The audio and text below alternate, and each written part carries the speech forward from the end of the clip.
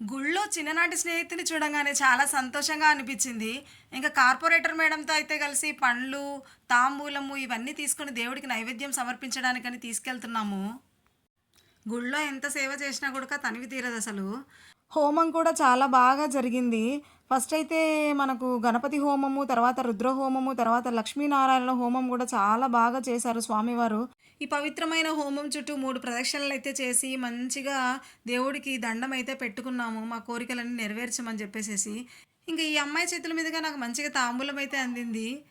దేవుడి పండు నాకు దొరికేసిందోచ్ అని చెప్పేసేసి చాలా ఆనందంగా ఉంది ఈ అమ్మాయి. కళ్యాణమస్తు అని చెప్పేశారు వీళ్ళిద్దరూ. గోవు పూజ అయితే ఇంకా చాలా బ్రహ్మాండంగా చేశారు. ఆ బొట్లు చూస్తుంటేనే చెప్పొచ్చు మీరు ఎంత బాగా చేశారనేది. ఈ గోవులోనే ముక్కోటి దేవతలు ఉంటారు. మన ఆరోగ్య సమస్యలు అన్నీ పోతాయి. సో కాబట్టి మీరు కూడా దండం పెట్టేసుకోండి ఒకసారి మంచిగా.